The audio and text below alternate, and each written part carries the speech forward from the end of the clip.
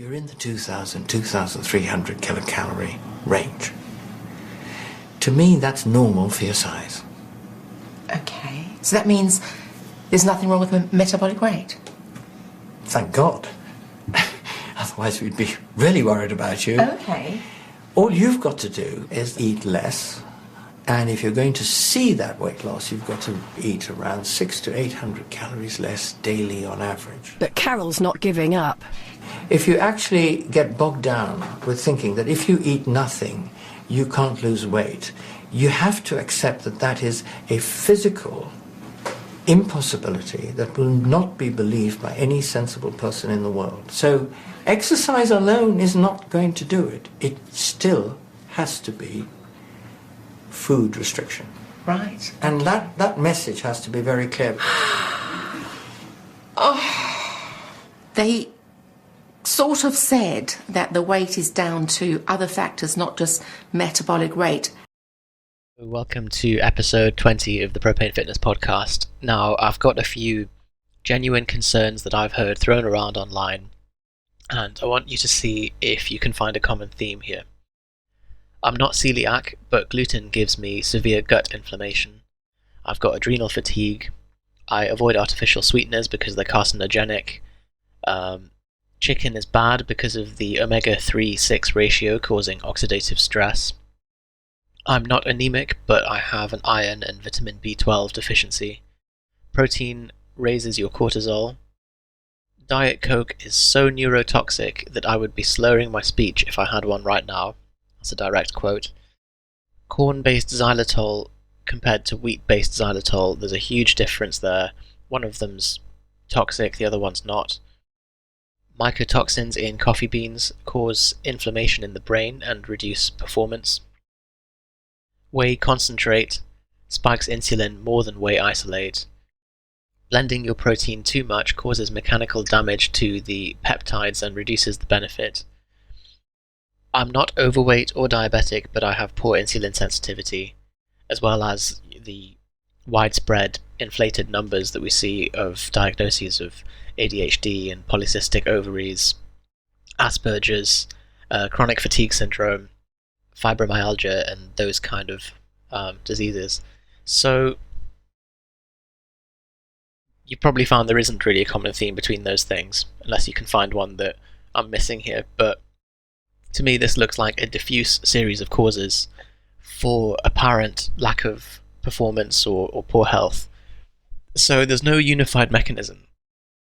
And even if there is, this is a lot of worrying about minutiae.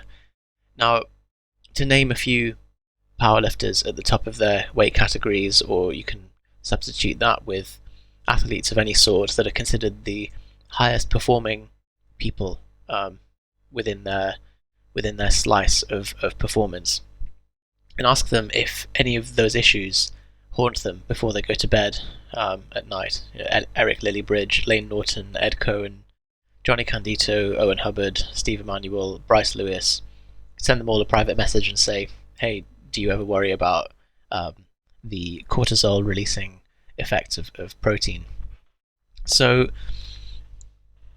our opinion on this is that these kind of subclinical conditions that people create about themselves are a way of externalizing the locus of control and a way to procrastinate and avoid the real issues. And I think at the heart of it, this is something that myself and Johnny both fell into, and I think deep down you know what the real solutions to your fat loss diet are, or muscle gain, or getting stronger, or whatever. But it's nice to have that fantasy that there's something out there which is the quick and easy solution to it all, and that's what's holding you back. And the pharmaceutical industry don't want you to know. I'm sure you've seen my last podcast about that.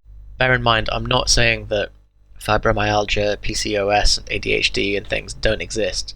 It's just that there are people who are being diagnosed, or more likely self-diagnosing, that just don't fit the criteria, and that's what being a hypochondriac is.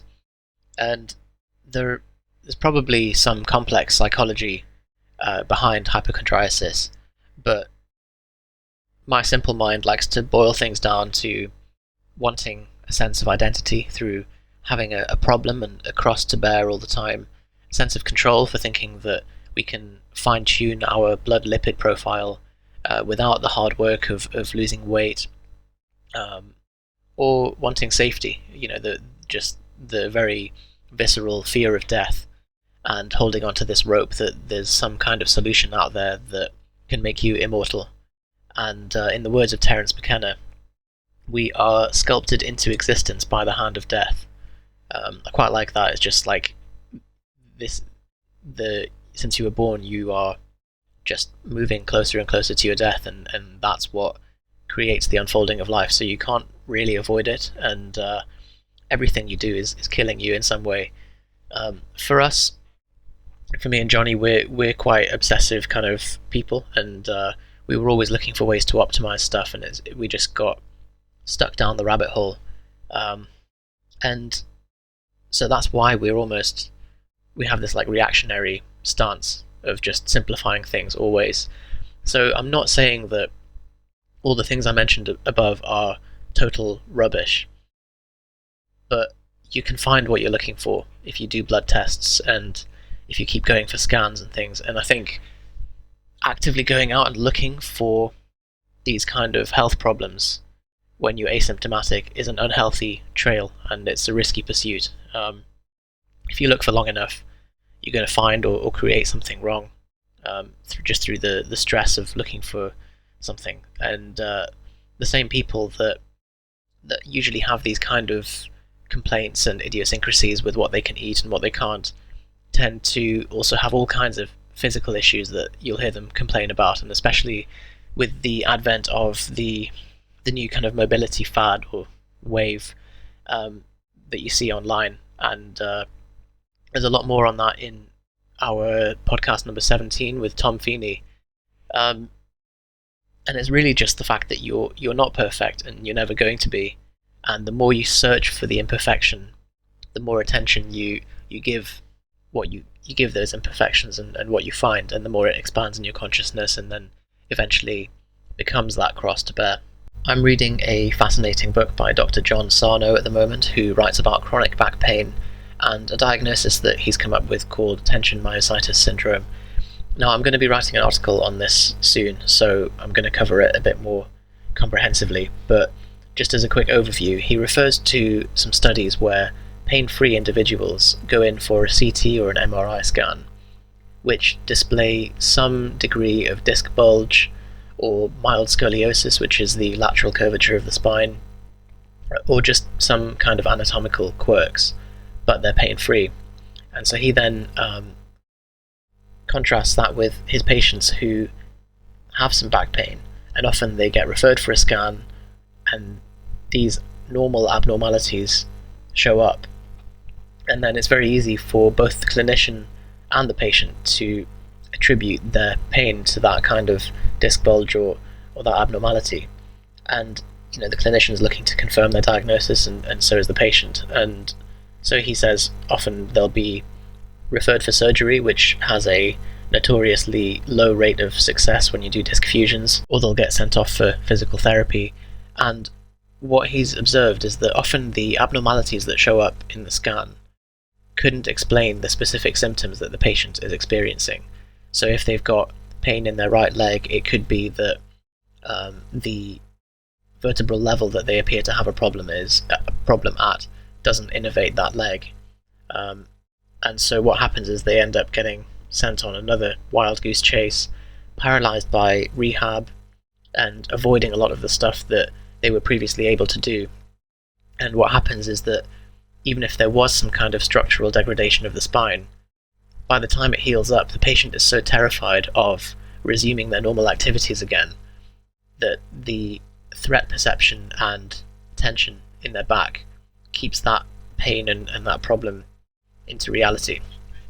And it's often, the healthcare or the fitness industry's fault, out of good intentions, telling you to avoid certain things. But it's the same pattern with all the stuff we've mentioned at the start. So it's becoming more and more apparent to me that the somatopsychic bond between the body and mind and the placebo effect are stronger than I thought, and this seems to be the case even when you're aware that it's a placebo. Now, this isn't woo-woo stuff. The brain can produce very replicable effects on the body, and the NHS actually did a write-up on a study using placebo analgesic creams, and you can find, I'll include the link in the description below, and you can find some similar studies. And what it shows is that the placebo effect, as well as being statistically significant, is based on prior conditioning. So even after it's revealed that something was a placebo, it's possible that even if after you've been told it's a lie, you can still get the effect from it. So if you're told that, for example, putting butter in your coffee makes you feel great, even after you find out that there may be nothing special about the butter that you've got and the special coffee that you have, it's still going to make you feel good. And you can test this out for yourself. For instance, the association of taking a pill is so strong, particularly if you've ever taken a medication or a recreational drug in the past that has had a direct and noticeable effect on you. Then your brain's learned to associate that taking this small white pill is going to have a physical effect. So you could take a bottle of sugar pills and write out something on it like memory enhancer or erection pills or something, and see whether you're susceptible to the placebo effect. I'm going to read it again just so it sinks in. Diet Coke is so neurotoxic that I would be slurring my speech if I had one right now. Frightening reaction to Diet Coke if that's the case, and it should be taken off the shelves or abused recreationally. We go down to the pub and get smashed on Diet Cokes. To me, that just looks like the placebo effect in action, and the sweeteners in Diet Coke are some of the most researched compounds by the FDA, so I think it's very unlikely that something is slipping through the net there, and that individual is just the first to feel it. Unless he's got a severe congenital problem with processing it, then placebo effect. So I'd go as far as to say that worrying about all these things and building up this latent hypochondriasis and looking for what's wrong with you and what's dangerous about everything that you eat is more damaging than the actual things themselves. And if you're going to be worrying about your cortisol is going to elevate your cortisol. And in our opinion, maybe these things do matter and maybe they have an effect, but we know for sure that calories, macronutrients, micronutrients, sleep quality, and total stress, which includes training and circumstantial stress as well, if you've got those things in order, then you're probably going to be okay. Some of the circumstantial stress might be unavoidable, but we know we can help it along with yoga, meditation, family time, maybe not family time, but a lot of these spurious concerns just add to that, and to be able to take that back into your own control again, you can certainly reduce the stress once again. And it may be that worrying about the toxins in bread and then stopping bread removes that stress again, and so you feel better by virtue of just not being worried about bread anymore because you're not eating it, rather than any kind of physical effect of the bread. So yeah, a lot of these concerns, psychosomatic and relying on attitude, and even if there is some truth on a physical level to these things, someone who already has all of their bases covered, I think if they were to fix all of these things and remove all toxins from their diet, I'd be interested to see what their objective changes would be, and my money would be on them not noticing an effect from that.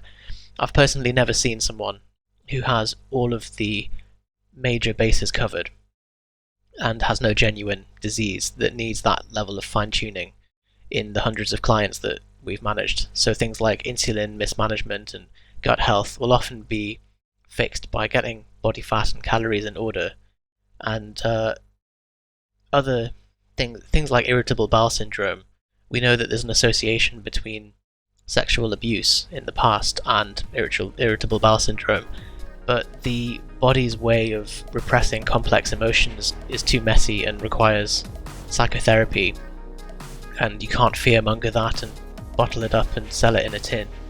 So that's everything from us this week. Let us know what you want to hear about next time, and speak to you soon.